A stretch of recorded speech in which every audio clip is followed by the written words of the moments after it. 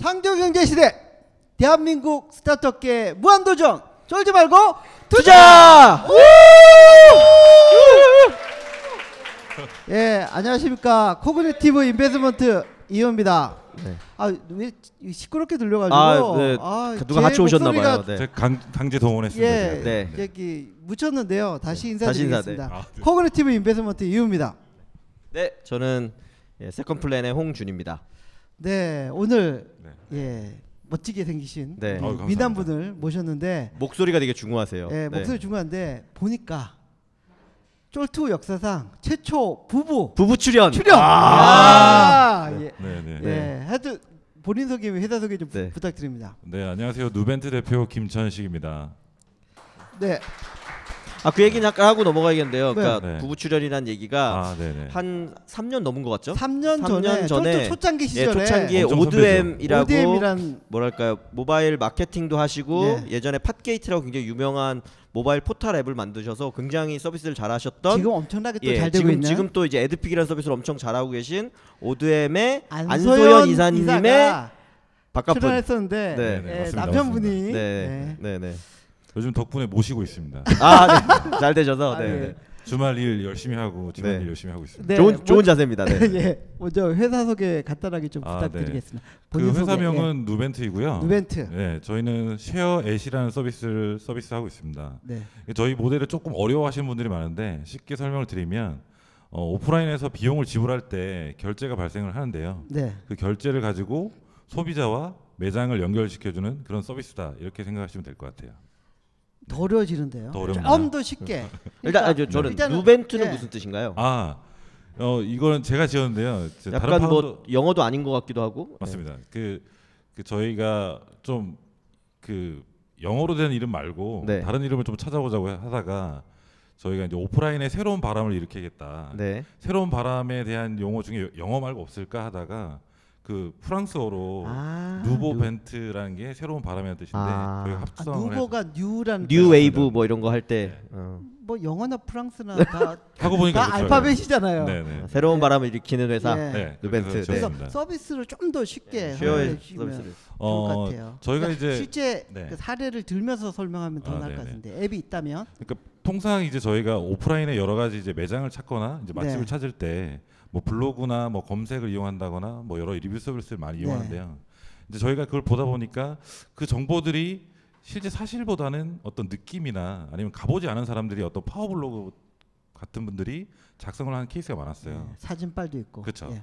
그런데 이거를 좀 어떤 그 고객이 이용할 때 실패하는 경험을 줄여줄 수 있는 방법이 없을까? 예. 그럼 결국은 그 일어난 사실을 가지고 좀 했으면 좋겠다는 생각했는데 저희가 좀 살펴보다 보니 무조건 간 사람은 결제를 했다. 그렇죠. 생각하에서 그렇죠. 그렇죠. 음식점이든 그렇죠, 어디든 그렇죠. 가면 어디 가게에서 돈은 내면 결제를 한 거니까 예. 그 결제를 한 그 어떤 사람의 정보 그리고 그 매장에서 결제가 많이 일어났다고 하면 실제 사람이 많이 간 거니까요. 그렇죠. 그래서 저희가 결제가 발생된 정보를 가지고 이 가게에는 사람이 많이 다니는 곳이다. 그리고 실제 그때 결제가 일어날 때 저희는 메뉴도 실시간으로 무엇이 팔렸다는 걸 보여주거든요. 실시간에 그 매장에서 어느 메뉴가 네. 잘 팔리고 있는지도 여기 커피가 있다 그러면 실제 지금 바로 1초 전에 아메리카노가 팔리면 저희 앱에 바로 뜹니다. 아메리카노가 팔리고 있다. 네네. 그리고 그때 저희 앱을 통해서 결제를 하게 되면 이제 어떤 홍길동 아무개가 이용했다. 그리고 이제 결제한 사람이 저희는 또 리뷰를 남기는 게 결제한 사람만 남길 수 있습니다. 그래서 모든 행동들이 결제를 가지고 실제 사실 정보를 제공한다. 그러니까 뭐 어뷰징된 맛집 정보나 이런 것들이 그렇죠. 많은데 네. 여기서는 실제로 결제된 네. 어떤 메뉴 정보나 그 레스토랑 정보를 줌으로써 네. 좀 더 제대로 된 그렇죠. 정보의 가치를 신뢰를 주겠다. 이제 컨셉 이해는 됐어요. 어떤 뜻인지 알겠고 사실 어떻게 보면 요즘 가장 핫한 O2O에 굉장히 연관성이 높은 것 같고 그렇죠. 말씀하신 것처럼 이용자가 늘어나거나 결제권이 늘어나거나 하면 굉장히 유의미한 일이 일어나겠다라는 거는 잘 와닿는 것 같아요. 근데 이제 첫 번째 그러려면 그 일이 실제 일어나야 되잖아요. 맞습니다. 이제 일어나려면 아까 지금 이제 설명을 하셨는데 그 쉐어앳에서 예를 들면 쉐어앳을 통해서 결제를 하면 알겠지만 매장에 와서 결제하는 거는 알 수 없는 거죠. 근데 저희가 그래서 고민을 많이 하다가 이제 저희 앱이 많이 퍼지기 전에 퍼지기 전에 어떻게 정보를 줄 수 있을까 하다가 저희가 이제 그 관련된 정보를 이제 결국 여기에 매장이라고 가정을 하면 여기에 일어난 결제를 어떻게 다 가져올 수 있을까 고민을 하다가 네. 저희가 실제 그 이제 웬만한 큰 이제 중소 이상의 가게들은 그 포스라고 하는 결제 시스템을 가지고 있죠. 네, 네. 그렇죠. 거기에 저희가 소프트웨어를 저희 개발한 걸 심어서 결제가 발생될 때, 즉 저희 앱을 통해서도 아닌 이 가게에 일어나는 모든 결제를 저희가 수신을 받고 그 정보를 제공해 드립니다. 근데 처음에 그 가게에서 그런 결제 정보가 사실은 그 매장의 매출이잖아요. 그렇죠. 되게 중요한 거고 노출하기가 쉽지 않아서 그걸 설득해서 그 포스에 프로그램 심어서 우리한테 뭐 가맹을 하게끔 하니까 정보 보호 이슈도 있을 것 같고요. 않았을 것 같은데. 처음에 되게 힘들었고요. 그래서 사장님들이 내가 그냥 쉽게 말해서 빨개 벗겨지는 게 아니냐 그런 말씀도 하셨고, 그리고 이게 뭔가 보안이나 이런 문제는 없냐 고민을 했는데 저희 이제 팀 구성이 결제 쪽을 오래 했던 멤버들이 상당히 많거든요. 팀에 대해서 한번 간단하게. 저희 멤버들 대부분은 이제 티켓몬스터 출신이고요. 전 직장은 저 같은 경우는 네이버고 다른 파운더들은 이제 LG CNS 출신 이렇게 되어 있는데요. 이제 결제 쪽 관련된 멤버들하고 이제 IT 서비스 관련된 멤버로 구성이 되어 있고요. 이제 팀원에서는 실제 결제 관련된 그 서비스들을 오랫동안 운영했었고 신규 플랫폼 개발 같은 걸 계속 해보면서 사실 어떻게 보면 신 대표님 덕이 컸죠. 저희 이제 여러 가지 신현성 대표님. 네, 맞습니다. 신현성 티켓몬스터의 신현성 대표님이 정말 많은 후원을 해주셨고 이제 그때 이제 많은 것도 노하우도 터득했고 이제 우리가 직접 했을 때 어떻게 하면 좋겠다 이런 고민들을 많이 하게 됐죠. 네.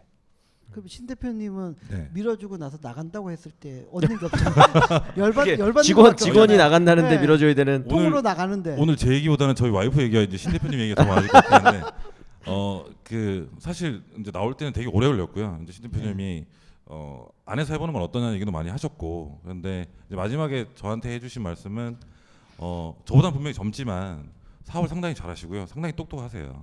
그래서 자기가 그 한국에 들어와서 이 사업을 할 때 모든 사람이 만류할 때 자기가 창업하고 싶은 마음 때문에 왔는데 내가 창업하고 싶은 마음이 있는 이 동료분들을 창업한다고 했을 때 내가 만류하면 이건 아닌 것 같다. 그래서 정말 대인배다. 쿨하시네요. 그러면서 한 6개월 걸렸던 것 같아요. 그러면서 6개월을 잡아서 6개월을 있다가 나왔습니다. 저 이제 말씀 듣고 나니까 대략적인 또 이해가 됐어요. 저는 사실 이런 서비스를 굉장히 좋아하거든요. 그래서 저는 맛집 가는 것도 되게 좋아하고 결제하는 것 자체를 되게 좋아하는 사람이라, 예를 들면 저는 우리나라에 있는 한 10개 커피숍에 그 커피 앱들이 다 있고요. 대부분 다 10만 원씩 채워져 있어요. 그걸 쓰는 걸 좋아해서. 홍준 대표님이 이거 비정상적이니까 커머스에서 제일 너무 얘기하시면 안 돼요. 그래 여쭤보고 싶은 거는 그래서 저는 쉐어잇이 가지고 있는 컨셉은 저처럼 이렇게 헤비 유저들에게는 굉장히 좋은 게 될 것 같아요. 근데 역시 첫 번째 드는 퀘스천은 그러면 처음에 유저를 모을 때 예를 들면 얼만큼의 가맹점을 먼저 모으고 시작하신 건지 아니면 내가 그냥 처음에 유저로 갔을 때는 어떤 혜택을 받을 수 있는 건지가 되게 중요한 부분일 것 같아요. 그게 없으면 맞습니다. 마중물이 안 생기고 이 선순환이 일어나지 않으면 정말 정확한 지적이세요. 중요하게 이렇게 올라가는 지표가 나오기 어려우니까 그 부분을 고민을 많이 하셨을 것 같은데 어떻게 지금 아무래도 이제 오프라인 서비스라고 하면 이제 소비자가 있고 이제 가맹점 매장이 있으니까 어디가 이제 먼저냐 그렇죠. 고민을 많이 하는데 저희가 이제 계속 살펴보면서 느낀 거는 시행착오도 중간에 한번 했었고요. 그러니까 고객은 결국은 쓰고 싶은 곳이 많아야 되거든요. 그래서 저희는 핵심 축을 가맹점으로 보고 있고요. 맞습니다. 실제 비즈니스 축이 좀 더 가맹점 쪽으로 많이 되어 있습니다. 그러니까 가맹점을 위한 서비스, 여기를 위한 여러 가지 수익 모델, 그리고 여러 가지 더 편의성을 더 많이 고민을 하는데요. 결국은 가맹점을 먼저 모으고 시작했고요. 근데 이제 사실 가맹점을 모으고 시작한다는 게 완전히 맨바닥에서 시작하는 거잖아요. 그렇죠. 어떻게 보면 사장님 입장에서는 아직 서비스도 안 들고 고객도 없는데 너희를 뭘 믿고 이유가 없으니까. 근데 이제 그때 큰 자산이 된 건 사실상 티켓몬스터에 있었던 자산이 컸고요.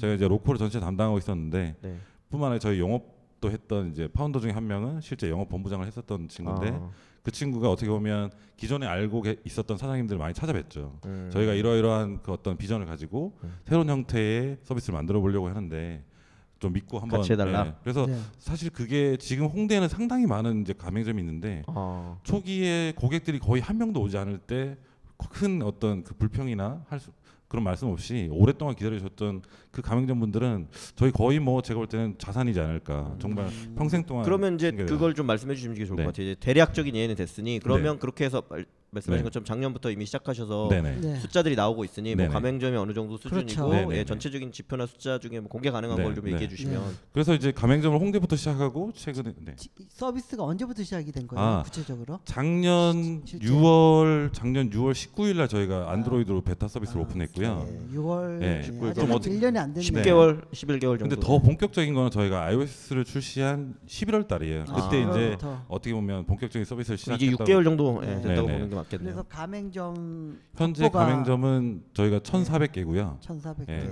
주로 서울 쪽. 네, 다 서울입니다. 네, 서울이고 네. 프랜차이즈가 이제 저희가 이제 들어와 있는데 거기는 이제 전국적으로 그 네. 프랜차이즈 기존에 있던 가맹점들이 이제 뭐 사용할 수 공개 있는 가능하면 어떤 프랜차이즈인지와 또 네. 뭐 음식인지 뭐 아니면 네. 카페인지 업종이나 이런 것도 좀 얘기해 저희가 이제 기본적으로 결제가 가능한 곳은 다 들어간다는 게 컨셉인데 저희 아무래도 스타트업이니까 초기에 이제 좁게 들어간다고 했을 때 이제 사용자들이 많이 어떻게 보면 결제 행위를 하는 어떤 업태가 무엇일까 고민했을 때 역시 먹고 마시는 그렇죠. 내용이 가장 먹고 커서 음식점하고 커피 종류가 가장 많고요.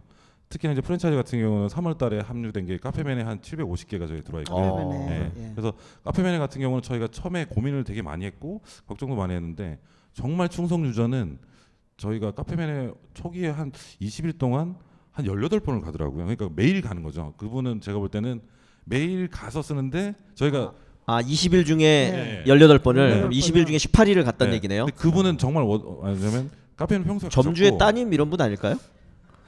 뭐냐면 저희가 이제 혜택이 하나 있어요. 혜택. 예. 이걸 또 이제 소비자 입장에서 많이 고민했는데 그 많은 할인은 아니지만 전 메뉴에 대해서 365일 저희 5% 이상 할인이 있어요. 네. 그러니까 그분 입장에서는 한번 알았는데 한번 써보고 익숙해지고 나니까 카드도 들고 없이 그냥 모바일로 그냥 결제하면 5%를 할인해 드리거든요. 무조건. 그러니까 네. 안 쓰실 이유가 없는 거죠, 알고 나면. 네. 그분 같은 경우 되게 잘 쓰시는. 근데 그러면 네. 역으로 저 역시나 제가 아까 헤비주라고 그냥 얘기하셨으니까 네네. 그냥 쿨하게 두 개 여쭤보면 하나는 네. 점주 입장에서는 네네. 가격 할인이 일어나기 때문에 네네. 게다가 결제 정보도 여기도 주는 거고 네네. 해서 부담이 있을 것 같고요. 네네. 또 카페베네가 예를 들면 뭐 통신사 할인이라든지 다른 할인 프로그램이 있는 경우에 네네. 이 쉐어 앱을 통하면 그게 적용이 되면 플러스 5%가 되는 거지만 맞습니다. 그렇지 않은 경우에는 10%를 포기하고 5%를 할인받거나 이런 경우도 있을 것 같은데 그런 문제들은 어떻게 보시나요? 그 약간 섞여 있는데 저희가 카드를 등록하고 그다음에 모바일로 결제할 수 있는데요.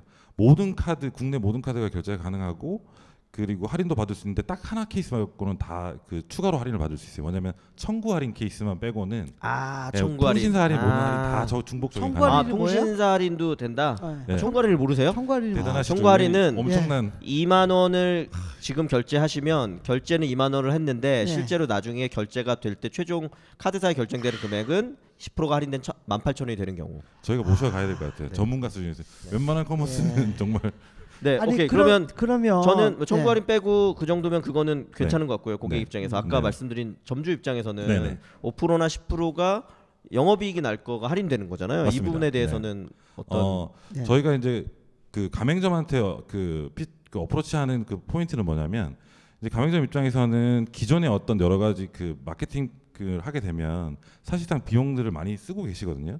뭐 여러 가지 그 오토의 플랫폼들이 있는데 통상 한 8%에서 15% 정도의 수수료를 지불하세요. 근데 저희가 실제 종합해 보면 그 카드를 쓸 때 수수료를 빼고 나면 저희가 할인율 포함해도 7%를 넘지 않고 실제 저희가 수취하는 건 2% 정도밖에 되지 않거든요. 근데 왜냐면 할인한 게 고객을 주는 거지 저희가 가져가는 건 아니니까요. 실제 저기 점주 입장에서 네네. 이렇게 뭐 매출이 증가했다든지 네네. 뭐 어떤 피드백을 받은 구체적인 사례가 있으면 좀 얘기를. 그 정말 최근에 한 달도 안 됐는데 합류된 네. 곳인데 일주일 동안 한 180건 정도 결제가 나는 것 같아요. 네. 그러니까 이게 사실 쉽지 않은 거거든요. 그럼 결국 무슨 얘기냐면 사장님이 들어오는 고객한테 저희 앱을 쓰라고 소개를 권유를 하신 케이스예요. 네. 그러니까 사장님이 되게 마음에 든 거죠. 근데 그 마음에 드는 포인트 뭐냐면 저희 컨셉이 비용도 줄이고 사장님이 이 플랫폼을 가지고 뭔가 쓰실 때 최대한 손을 안 들이게 한다는 게 컨셉인데 네. 저희는 뭐냐면 결제가 발생될 때 그 정보를 가지고 고객한테 홍보를 해주기 때문에 무슨 얘기냐면 그 예를 들어서 이 가게 방금 아메리카노 팔리면 고객이 예를 들어서 홍준 대표님이 막 이제 앱을 딱 열어봤을 때 이 네. 가게에서 매출이 발생하면 그 가게가 가장 먼저 보이게 돼 있어요.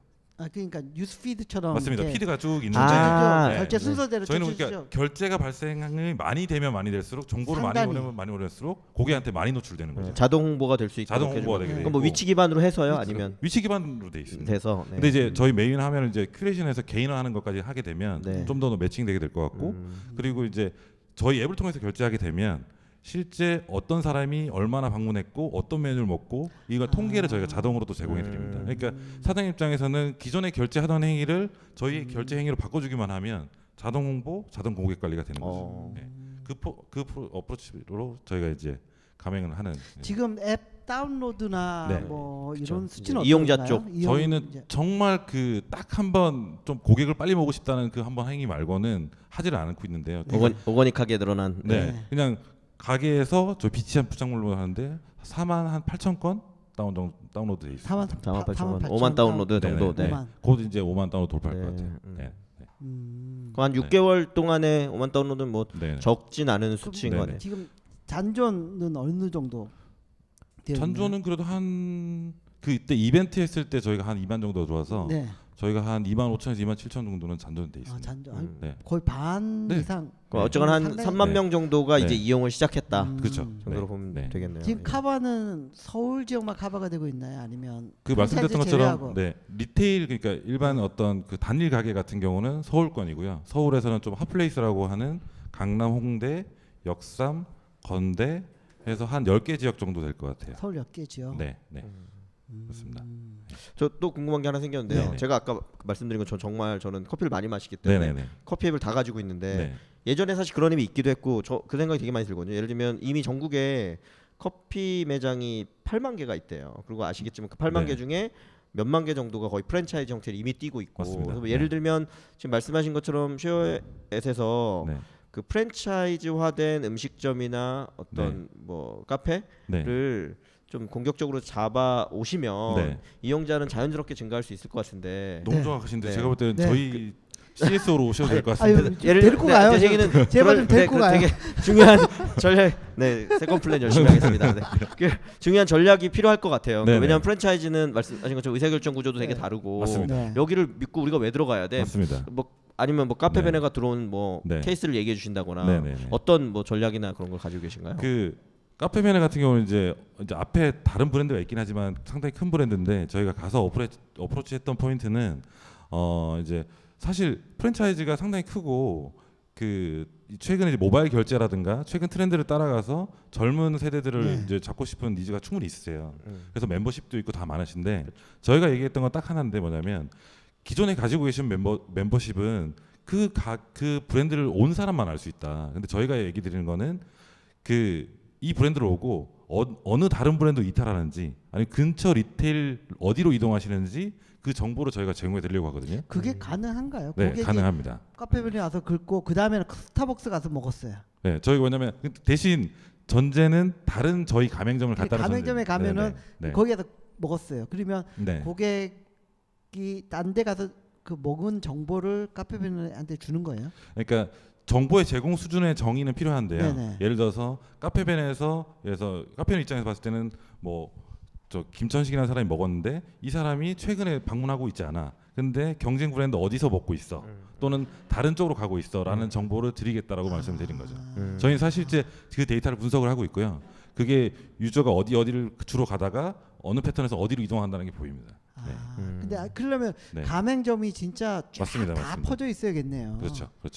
그 이제 대신 또 하나 더는 저희가 지금 그 프랜차이즈에 제안할 때 통상 어떤 새로운 페이나 이런 게 들어갈 때는 뭐 동굴이라고 해서 어떤 시스템을 깔거나 포스를 개발하고 하는 비용이 많이 들거든요.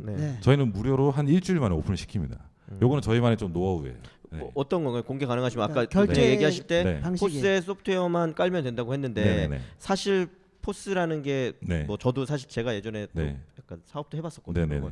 포스라는 게 굉장히 그렇게 뭐랄까 독립적이고 그걸로 되어 있기 때문에 동떨어져 있기 때문에 어떤 소프트웨어를 추가 설치한다는 거나 이게 되게 불편하게 돼 있기도 하기 때문에 사실 쉽지 않은 부분일 것 같거든요. 어떤 저희, 방식으로 해결하신 건지. 저희 좀 전략적인 되게 괜찮은 파트너가 있고요. 그래서 그쪽이 어느 정도 인프라를 좀 깔아놓은 게 있고요.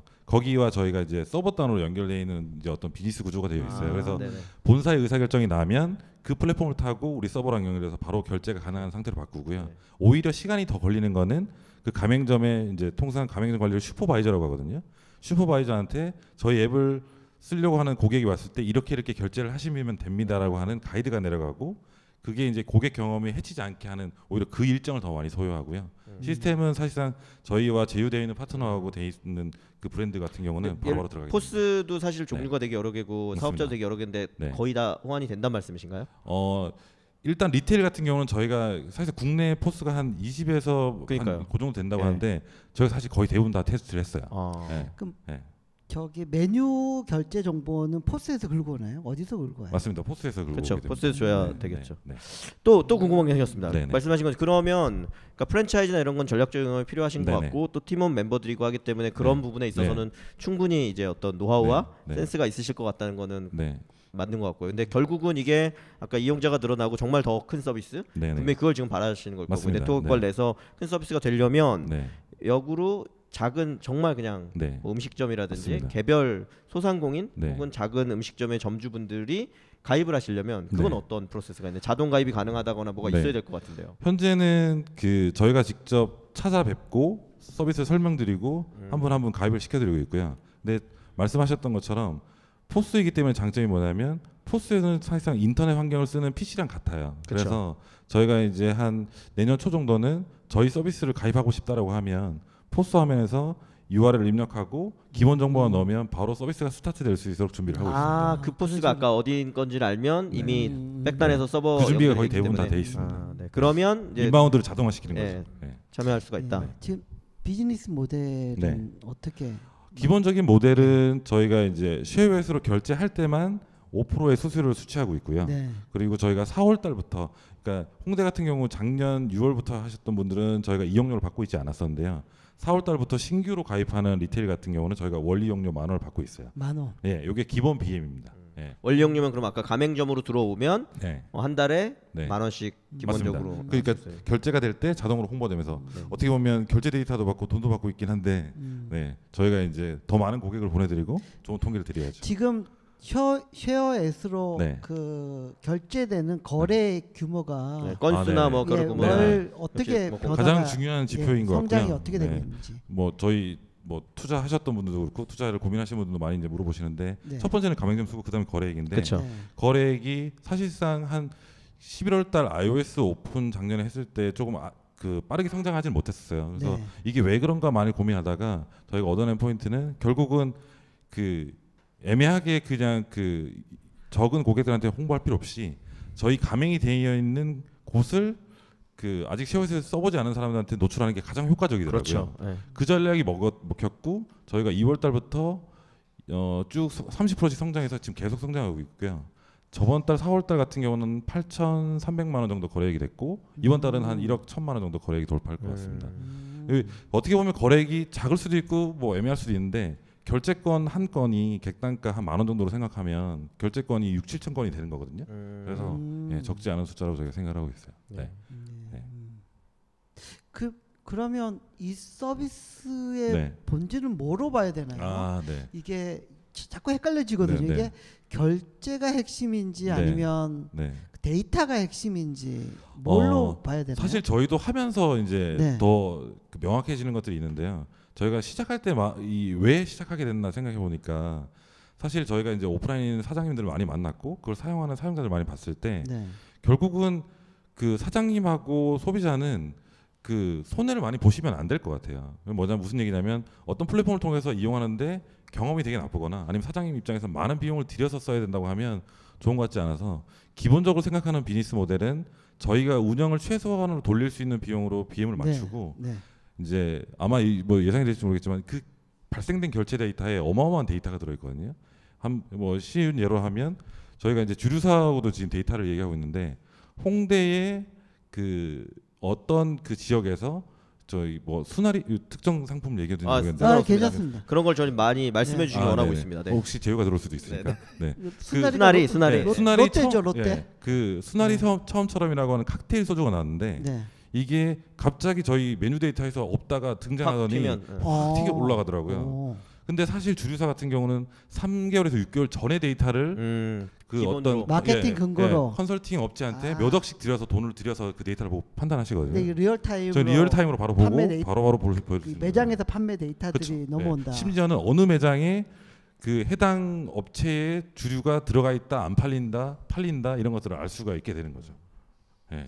이게 상당한 마케팅 인사이트를 줄 수 있는 내용들이거든요. 게다가 사실 저는 이제 예전에 쓰다가 좀 개편이 된 지 지금 iOS 다시 다운받아서 오늘 써봤더니 네네.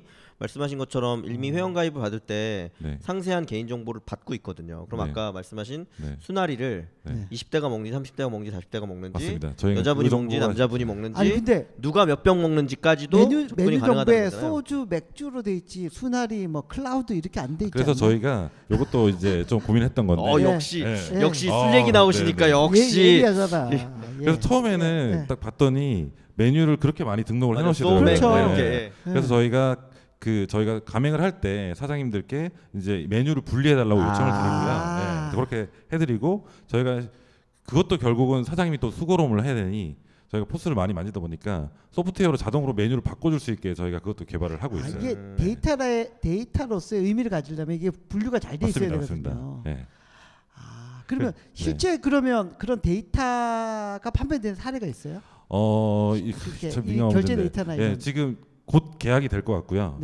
곧 계약이 될 것 같은데 이 컨텐츠 데이터, 그러니까 일단은 메뉴 데이터 포함해서 저희의 어떤 혜택이나 매장 정보를 포함해서 다 어느 정도 비용을 지불하고 컨텐츠를 사용하겠다고 하는 쪽이 지금 얘기가 되고 있고요. 그래서 저희도 생각보다 빨리 그게 시작돼서 왜냐하면 이 비즈니스 모델이 좋은 게 저희는 계속 어떻게 보면 비용이 안 들어가는 상태에서 계속 복제해가면서 어떻게 보면 판매와 세일즈를 할 수 있는 모델이라 실제 그래서 가급적이면 사장님은 그러니까 저희가 이걸로 많이 비용을 많이 해결할 수 있으면 궁극적으로 저희는 사장님한테 돈을 안 받고 싶어요. 저도 지금 알겠습니다. 말씀 듣다 보니 하나 드는 생각이 그거 같아요. 그러니까 말씀하신 것처럼 그 결국 대박집에서는 예를 들면 술이 많이 팔리는데 쪽박집에서는 안주만 팔리더라 라거나 이런 걸 알면 쪽박집을 대박집으로 바꿔주기 위한 컨설팅 정보와 데이터가 여기가 가장 잘 가지고 있는 거잖아요. 그러니까 그런 부분이 결국은 장기적으로 보면 큰 비전이 아니실까. 맞습니다. 왜냐하면 사실 저희 뭐 가게가 있는데 옆 가게를 실제 상호로 얘기해 줄 수 없지만 이 상권에서 최근에 트렌드 있는 그 업종에 무슨 뭐가 팔린다는 걸 알면 결국 그 사장님 입장에서 그걸 대응하시면 되는 정보네요. 그리고 그게 그냥 이 대박집을 망하게 하는 게 아니라 대박집은 잘 되는 데도 있고 다른 집들도 올라갈 수 있는 거니까. 그렇죠. 보강을 무엇을 해야 된다. 윈윈하는 구조가 될 것 같네요. 시간 관계다 잠깐 쉬었다 가도록 하겠습니다. 깔때기 타임이 돌아왔습니다. 매번 아낌없는 후원을 해주고 계신 이 좋은 장소를 제공해 주시는 아산나눔재단 마루180 정남희 팀장님, 박영은 팀장님, 이희원 매니저님께 진심으로 감사드리고요. 그리고 인턴분들께 베이루드라고 인턴 이름이요? 베이루. 드디어 이름을 베이루 인턴님께 감사드립니다. 이거 다 늘 매주 이걸 붙여주시고 다 하시니까요. 조명 도와주시고 조명 때문에 빛깔이 때깔이 오늘 아주 잘 나오고 계십니다. 그리고 저희가 진행하는 쫄지마 창업스쿨도 거의 마지막으로 가고 있고요. 5월 30일 날 마지막 미니 데모 데이를 해서 거의 다 하셨는데 뭐 어떠세요? 쭉 진행하시면서 대표님. 뭐 너무 매번 느끼는 거지만 학생들이 좀 열정적으로 듣는 것 같고요.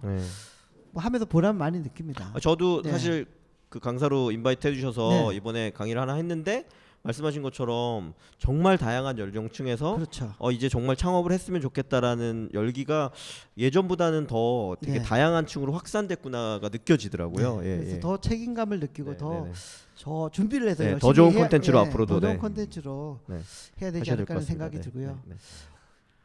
오늘도 많은 분들이 와주셨는데 오늘 또 우리 이희우 대표님이 이희우 교수님이기도 해서 좀 깜짝 놀랐는데 제자들이 우리 찍고 있는 게 지금 5월 11일인데 스승의 날을 앞두고 있다고 막 케이크까지 사가지고 여학생들이 막 찾아오고 이래서 이게 도대체 어찌된 일인가 굉장히 참담한 마음을 금할 수 없으나 스승의 날을 축하드리며 고맙습니다. 작년에 가르쳤던 이대 제자들이 많이 왔습니다. 제자들이.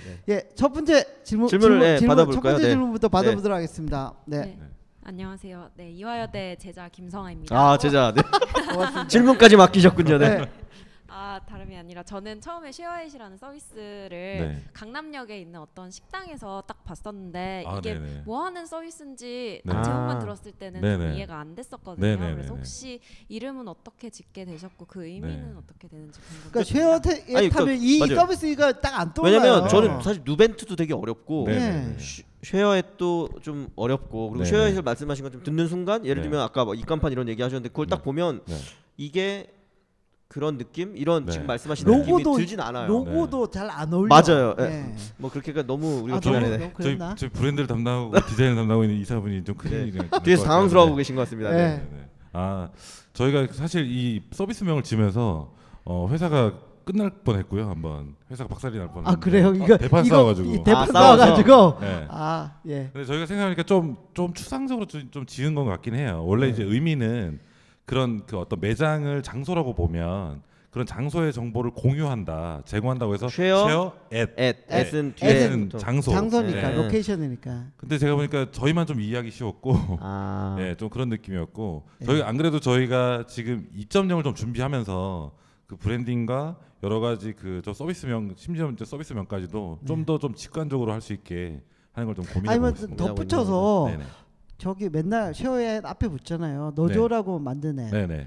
그게 안 와다. 쉐어잇하고 내가 좋은데 뭘 좋은 거지? 그게 안 와다요.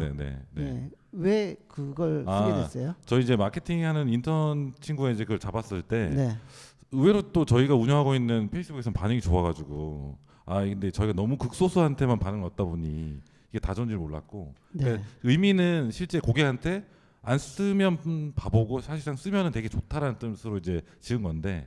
그래도 바꾸실 예정. 많이 고민하고 있습니다. 네네. 알겠습니다. 네네네. 두 번째 질문 받도록 하겠습니다.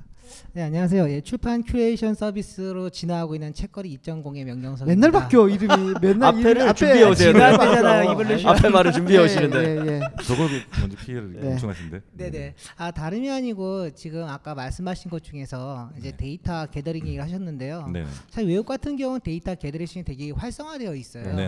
그리고 지금 국내 같은 경우도 사실 이제 뭐 말을 해야 되겠지만 OK 캐시백이라든가 BC 탑포인트가 어마어마한 그 저력을 갖고 있는데 아직까지 국내에서 인식이 좀 모모해가지고 이게 활성화되지 않은 상태거든요. 근데 만약에 지금 그 어마어마한 데이터를 가지고 있는 그 큰 회사들과 지금 쉐어잇에서 지금 한다는 그 서비스가 만약 붙게 되면은 이게 만만치 않을 것 같은데 어떻게 극복할 생각이신지 좀. 되게 중요한 질문이고요. 되게 난이도가 있는 질문인데. 그렇죠. 저희가 참고로 이제 저번 달에 이제 KB 국민카드와 제휴를 했거든요. 근데 제휴를 했다는 얘기는 뭔가 주고받을 게 있는 것이고 그들이 아쉬운 부분이 있고 저희도 아쉬운 부분이 있는데 잘 생각해 보시면 저희가 카드를 쓰면 저희가 가지고 있는 것 중에 없는 게 있어요. 뭐냐면 그 카드가 결제되면 전표를 보시면 전표라고 하죠. 거기에 보면 매장명이 나오고 금액이 나와요. 근데 무엇을 먹었다라는 정보는 거기 없습니다. 그렇죠. 그러니까 결국 카드사와 상세 내역이 없다. 메뉴가 없어요. 그러니까 핵심은 저희가 메뉴를 가지고 있다는 데이터를 가지고 있다는 게 핵심이고요. 그게 저희 심지어는 프로파일과 묶여졌을 때 엄청난 파워가 있는 데이터가 되는 것이고, 그런 차별점이 있고. 단순히 어느 매장에서 매출이 몇 시부터 몇 시까지 얼마나 그렇게 이런 정보보다는 모든 카드는 똑같은 거죠. 뭘 먹었는지 그 정보가 더 중요하다는 거죠. 왜냐하면 결국은 어떻게 보면 정말 그 마이크로하고 되게 정밀한 타겟팅을 한다고 했을 때 실제 그 사람이 무엇을 이용하는지 알아야 되는 거지 그 가게를 갔다고 해서 실제 무엇을 했다고 간주할 수는 없는 거거든요. 그래서 그 데이터가 상당히 크다고 생각하고 OK 캐시백 같은 경우는 제가 볼 때는 그 정보를 수집하는 방법은 뭔지 모르겠지만 마찬가지 그런 정보들이 많이 부족할 거예요. 그래서 이제 저희도 결국 가맹점 수가 얼마나 많아지냐에 따라서 가치가 더 커질 텐데 그걸 늘려가는 거는 최대한 더 많이 노력을 하려고 하고 있습니다. 세 번째 질문 받도록 하겠습니다. 쉐어잇이라는 앱으로 오프라인에서 결제를 할 수 있다는 게 굉장히 큰 장점으로 보이거든요.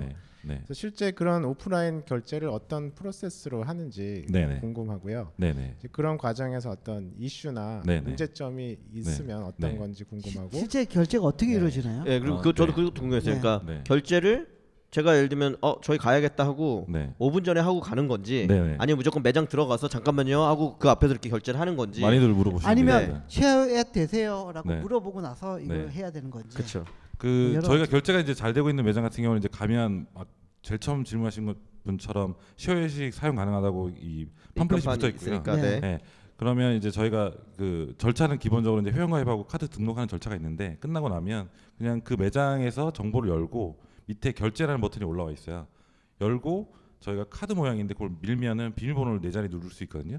4자리를 누르면 사장님의 포스 화면에 홍길동이라는 사람이 결제를 요청한다는 화면이 뜨고요. 사장님은 기존에 그 포스를 사용하듯이 뭐 어떤 메뉴를 먹었다를 터칭해주거나 아니면 최종 합계 금액을 입력하시면 결제가 끝납니다. 그러니까 네. 내가 결제를 요청을 먼저 해야 고객이 먼저 내가 결제를 하겠다고 요청하는 구조입니다. 그럼 제가 뭐 저쪽에 있는 카페에 5분 뒤에 가야겠다고 해서 미리 결제해 놓을 수는 없는 거네요? 사실은 가능합니다. 그래서 이게 뭐냐면 사실은 가능하다는 사실은 불가능합니다 줄 알았는데 사실은 가능하고요. 사실은 가능하다는 건 가능한데 안 하고 있다는 먼 거리는 저희가 불가능하게 돼 있고요. 그 저희가 이제 저희 회사 근처에는 상당히 많고 사장님들 잘 알아서 심지어는 저희가 곧 갈 테니 이 메뉴를 준비해 주십시오라고 날릴 경우도 있고요. 아니면 저희가 배달을 시켜 먹기도 합니다. 네. 네. 그것도 되겠네요. 그러면 곧 다른 사람이 갈 거니까 내가 결제는 해놓게. 맞습니다. 그리고 저희는 미리.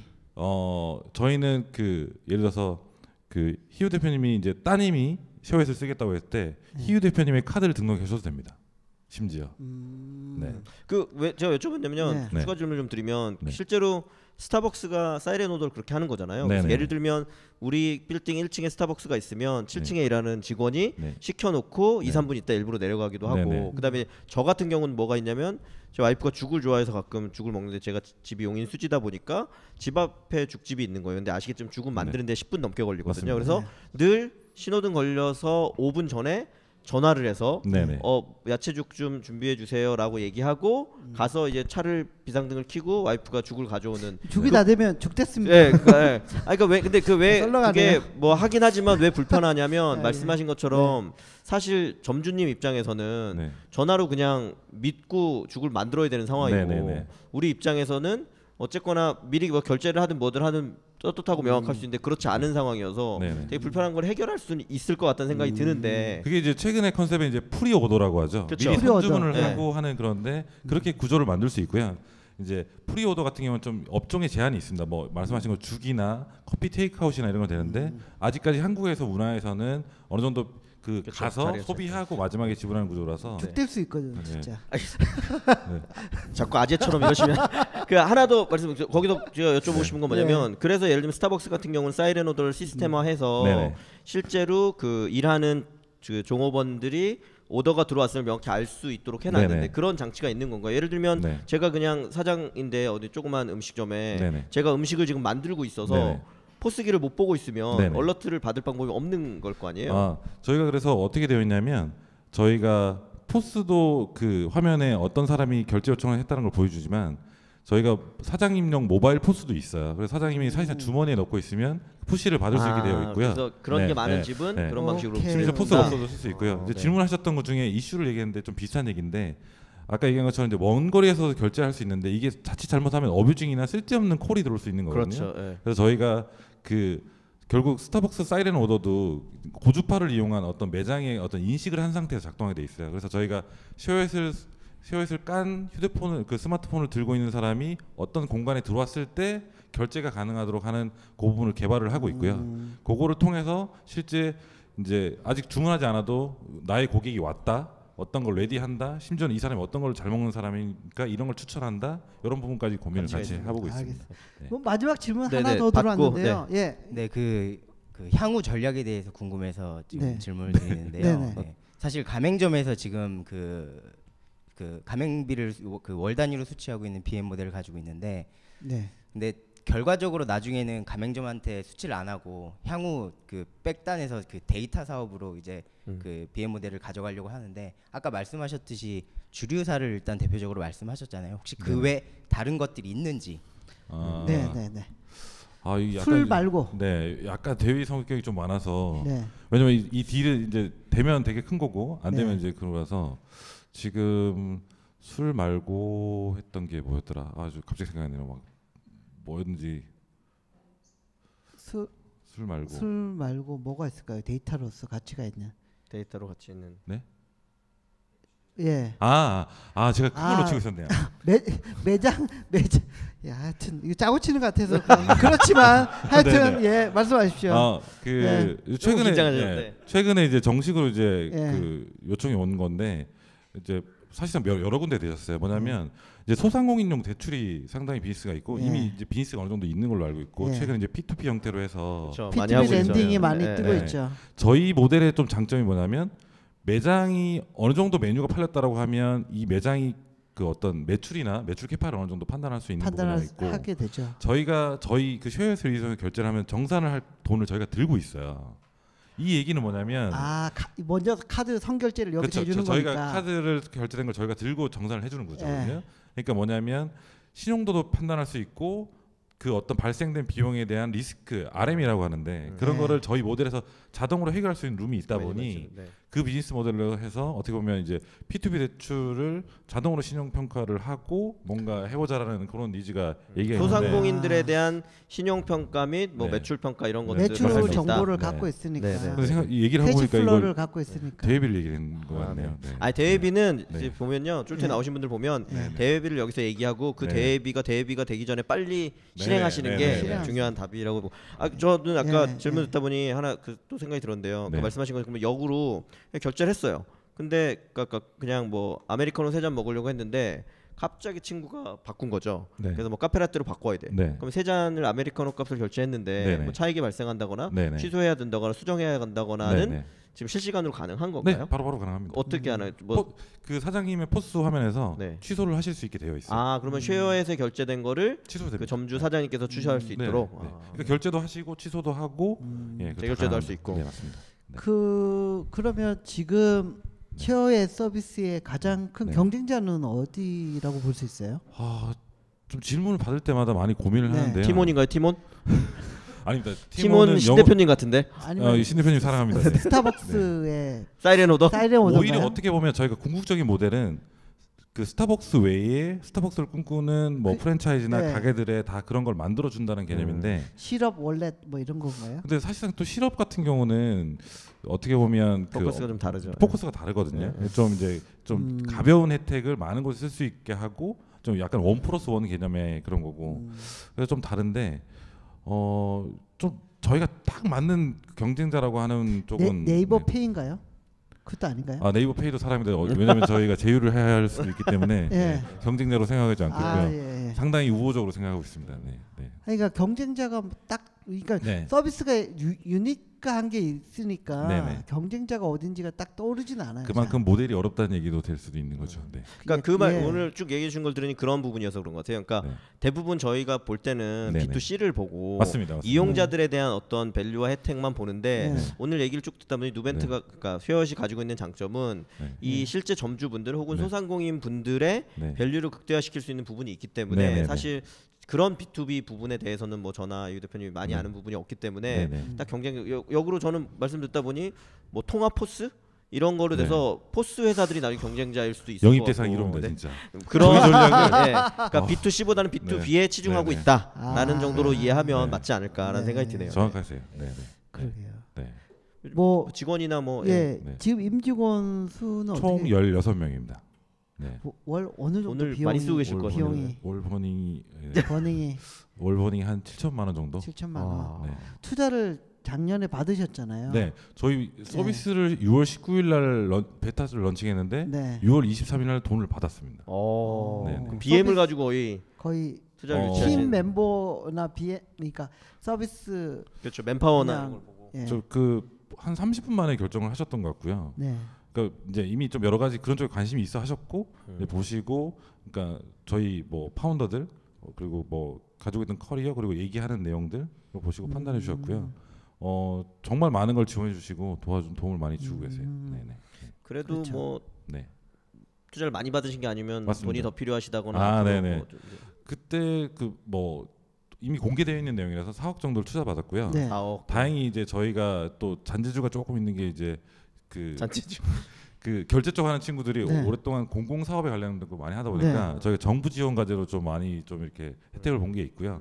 그래서 다행히 캐시플로우 흐름상 그 문제는 크게 되지 않는데 저희도 이제 성장을 좀 더 빠르게 하려면 투자가 필요한 상황이고 마침 저희가 이제 후속 투자를 지금 진행을 하고 있는 단계고. 규모 어느 정도로 유치를 계획하고 지금은 계세요? 한 15억에서 20억 정도 이렇게 15억에서 20억 투자 유치를 하고 있습니다. 네. 네. 열려 있으니까 좀 대표님도. 알겠습니다. 어떻게 보셨습니까 오늘?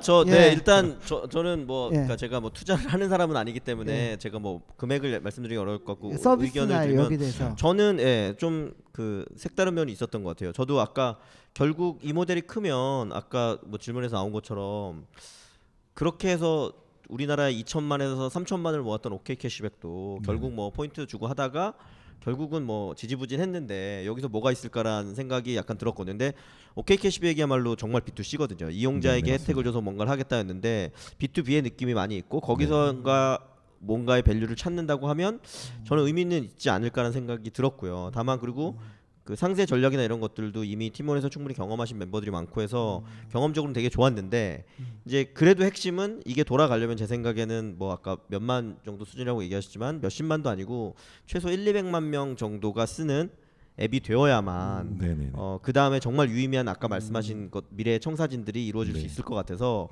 과연 유저들을 1,200만까지 어떻게 끌어올릴 수 있는 전략이나 돈이나 아니면 기술이나 이런 것들이 있을까에 대한 거에 대해서 여러 가지 좋은 얘기를 해주셨지만 사실 100% 그 의문이 풀린 건 아니라서 그런 부분들이 보완된다고 하면 저를 영입하시겠다고 하니 제가 저희 회사를 들고 들어가는 부분도 한번 생각해 볼 수 있지 않을까 생각합니다. 혹시 여기에 대해서 100만까지 어떤 성장 전략이 있나요? 어떻게? 재밌는 거는 저희가 그래서 실제 이제 많은 서비스들이 어떤 비용으로 고객을 확보하는 전략을 써야 되냐 이런 얘기도 생각 많이 하는데 저희가 얘기하는 과정에 좀 답이 안에 있는 것 같아요. 결국 좋은 매장이 있으면 결국 거기를 드나드는 이미 고객이 있는 거고요. 그 고객들을 저희가 저희 고객으로 만들어내면 되는데 결국은 가맹점이 늘어가는 속도와 고객이 늘어가는 속도가 더 붙게 될 거예요. 그렇죠. 그래서 일정 그 크리티컬 매스를 통과하는 지점을 저희가 생각하는 게 일단은 가맹점 만개를 생각하고 있어요. 가맹점 만개. 그러니까 시드는 가맹점이고 그걸 통해서 올라가는데 이제 아무래도 투자를 받거나 저희 어느 정도 돌아가는 여력이 생겼을 때 고객을 좀 더 빠르게 유치하기 위한 비용을 쓰긴 하겠지만 기본적으로 가맹점을 확보하고 있으면 들어온 유저는 확실히 늘어난다는 걸 저희가 판단하고 있습니다. 이 대표님 어떠셨는지? 그러니까 흔히 이제 그 오토 비즈니스를 얘기를 할 때 좀 고상하게 생각하는 측면들이 많은 것 같아요. 새로 창업을 시작하는 그런 친구들을 보면. 근데 가맹점부터 이렇게 부딪히면서 발로 뛴 그런 근성들이 있는 팀인 것 같고요. 네, 감사합니다. 두 번째 이렇게 가맹점 모아가지고 처음에 이제 그 결제 데이터를 모을 때 메뉴 데이터까지 모으는 그게 돈이 될 거고 가치가 될 거라는 처음 판단을 되게 잘한 것 같은 느낌이 들어요. 결국 처음에는 그게 그 메뉴 데이터까지 모으기가 상당히 어떻게 보면 어렵죠. 말로 짜치고 어렵고 귀찮고 힘든 건데 그걸 해놓으면서 가맹점을 좀 속도가 좀 느렸지만 이렇게 하다 보니까 그게 좀 쌓이니까 이게 돈이 될 것 같고 데이터로서의 가치가 서서히 생기는 듯한 느낌이 들어서 좀 크리티컬 매스라고 생각하는 만 가맹점까지 올라간다면 업사이드의 폭발력은 좀 있지 않을까라는 생각이 들었습니다. 그래서 투자는 15억 유치를 하신다면 저는 10억 정도는 큰 금액을 검토해 보도록 하겠습니다. 녹화되어 있는 거니까 제가 꼭 기억하도록. 코그니티브 인베스트먼트가 10억을 우리 빅데이터 관심 많거든요. 커그니티브잖아요. 알겠습니다.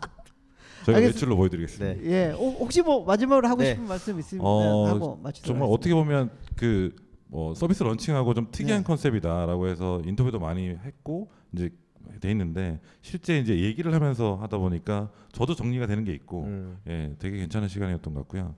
저희 그 앱을 이제 쓰시는 분들 중에 정말 내가 그 여러 가지 앱을 오프라인에 쓸 수 있는 앱을 많이 만났는데 이런 앱을 만난 게 정말 너무 기쁘다라고 얘기하신 분이 있어요. 정말 그때는 저희 직원들이 거의 그냥 온몸에 전율이 올 정도로 그래서 그때가 상당히 기쁜 것 같고요. 결국 고객과 그 사장님이 기뻐할 때 저희가 가장 재밌고 즐거운 것 같아요. 의미 있는 얘기를 또 마지막으로 잘 해주신 것 같습니다. 감사합니다. 오늘 출연해 주셔서 고맙습니다. 감사합니다. 감사합니다.